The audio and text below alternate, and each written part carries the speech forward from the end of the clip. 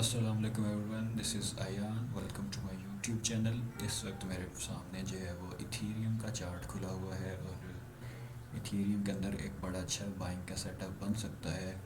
वो कैसे बनेगा ये मैं आपको वीडियो में आगे चल के बताता हूँ। इसलिए अपने वीडियो जो है वो पूरी देखनी है, इसका कोई भी पार्ट स्किप नहीं करना ताकि आपको बात पूरी समझ में आ जाए। और अगर आप इस चैनल पर नए आए हैं तो मेरे चैनल को सब्सक्राइब करें और बेल आइकन भी प्रेस कर दें ताकि आपको इन फ्यूचर मेरी वीडियोस का नोटिफिकेशन मिलता रहे।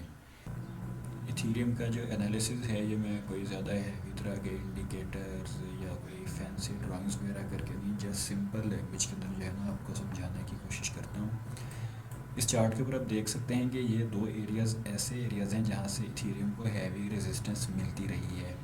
ठीक है, एक ये वाला एरिया है और दूसरा ये वाला एरिया है। अब इथीरियम ने क्या किया, इथीरियम ने यहाँ से अपसाइड के ऊपर इस एरिया को ब्रेक आउट किया। ठीक है, उसके बाद वापस आया है रीटेस्ट करने के लिए और रीटेस्ट के दौरान इसने इस रेजिस्टेंस को सपोर्ट में कन्वर्ट किया, जिसकी वजह से ये और ऊपर यहाँ पे पंप होके चला गया।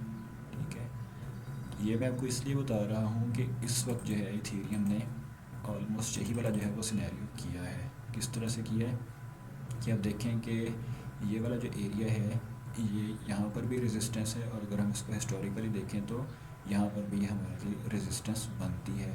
तो अब इथीरियम ने क्या किया, पहले एक टाइट रेंज के अंदर मूवमेंट की काफ़ी दिन आप देख सकते हैं यहाँ से यहाँ तक। उसके बाद इस रेंज को इसने अप साइड के ऊपर ब्रेक कर दिया। तो जैसे हमारे पास यहाँ पे जब ये ब्रेकआउट हुआ था तो रीटेस्ट करने मार्केट वापस आई थी, ये यहाँ पे भी आएगी। ठीक है, यहाँ पे आएगी भी और आ भी चुकी है कुछ हद तक। तो ये होगा आपके पास मौका इसको बाय करने का। ट्रेड कैसे बनती है इसके अंदर वो मैं आपको आगे चल के बताता हूँ। तो अब जब ये इसको रीटेस्ट करने के लिए आ रहा है तो इसके लिए इम्पॉर्टेंट है कि ये इस एरिया को होल्ड करे, या वर्स्ट के सिनेरियो के अंदर जो है ना इस एरिया से नीचे इसकी डेली वगैरह की क्लोजिंग नहीं होनी चाहिए। अगर ऐसा नहीं होता तो फिर ये है ये आने वाले दिनों के अंदर आपको अच्छा पंप दिखा सकता है। और अपसाइड के ऊपर जो है हमारे पास ये तीन मेजर रेजिस्टेंस के लेवल्स हैं, एक 2000 के पास है और जो दूसरा है वो तकरीबन 2200 के आसपास है और जो तीसरा है वो 2300 से जस्ट अबव है। अच्छा जी, अब चलते हैं इसकी हम ट्रेड की तरफ। इससे पहले कि मैं आपको ट्रेड सेटअप के बारे में बताऊं, ये जो है ये सिर्फ मेरा एनालिसिस है, मैं अपनी ट्रेड इस तरह से लूँगा। मैं आपका फाइनेंशियल एडवाइज़र नहीं हूँ। प्रॉफिट भी आपका है, लॉस भी आपका है, इसलिए ट्रेड से पहले आप अपनी रिसर्च भी करें।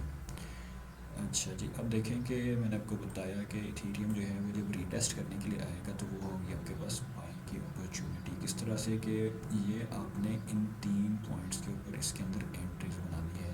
ठीक है, जो हमारी पहली एंट्री है वहाँ तक तो ये आया भी था और अभी भी इसके अराउंड ही है।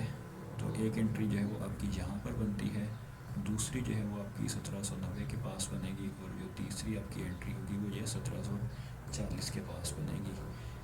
तो एंट्री जो है वो आपने ऐसा नहीं करना कि एक ही पॉइंट के ऊपर लेके बैठ जाना है। ये सिर्फ मैं इस ट्रेड की बात नहीं कर रहा, किसी भी ट्रेड के अंदर ऐसा नहीं करते कि सिर्फ एक ही पॉइंट के ऊपर अपना सारा जो है वॉलेट का साइज़ लगा के आप बैठ जाएँ। एंट्री जो होती है वो हमेशा पार्ट्स के अंदर ली जाती हैं। जैसे जैसे कोई चीज़ जो है वो डिप में जाती है आप वैसे वैसे उसको बाय करते हैं और आपकी जो हर एंट्री होती है वो प्रीवियस एंट्री से बड़ी होती है। इस तरह से आपकी जो एवरेज एंट्री बन जाती है वो काफ़ी अच्छी बन जाती है। तो आपने पार्ट्स के अंदर एंट्री लेनी है। मिसाल के तौर पे अगर आपके पास $100 हैं तो 100 में से आप 25-30 डॉलर की यहाँ पे एंट्री लेंगे, 25-30 की ही यहाँ पे लेंगे और जो बाकी आपके पास $40 बच जाएंगे उनकी जो आप एंट्री है वो यहाँ पर लेंगे। इससे फ़ायदा क्या होगा, फ़ायदा ये होगा कि अगर इथेरियम यहीं से ऊपर चला जाता है तब भी आपको प्रॉफिट होगा क्योंकि आपकी एंट्री बन चुकी है। लेकिन अगर ये नीचे आता है तो क्या होगा, आपकी एंट्री और बड़ी होगी, आपको मज़ीद बाय करने का मौका मिलेगा। जो आपकी ट्रेड का साइज़ होगा वो बड़ा होता जाएगा तो अल्टीमेटली जो प्रॉफिट होगा वो भी ज़्यादा होगा। अच्छा, अब मैंने आपको पहले चार्ट के ऊपर बताया है कि जो हमारे पास एरिया है ये वाला बहुत ज़्यादा इंपॉर्टेंट है। इथेरियम इसको अगर होल्ड करता है तो हम अच्छा देख सकते हैं, जो कि इवेंचुअली जो है अराउंड $2200 से लेके $2300 तक भी हो सकता है अगर हम टेक्निकली देखें तो। ठीक है, फंडामेंटल्स भी ऐसे वैसे आ जाते हैं तो फिर आपको बताया कि मार्केट जो है वो फंडामेंटल्स को फॉलो करती है, टेक्निकल्स को फॉलो नहीं करती। अच्छा जी, स्टॉप लॉस आपने कहाँ पे लगाना है। स्टॉप लॉस जो है आपने जैसा कि मैंने आपको पहले भी बताया है कि हमारे पास एक ये वाली अच्छी सपोर्ट है और दूसरी अच्छी सपोर्ट बन सकती है।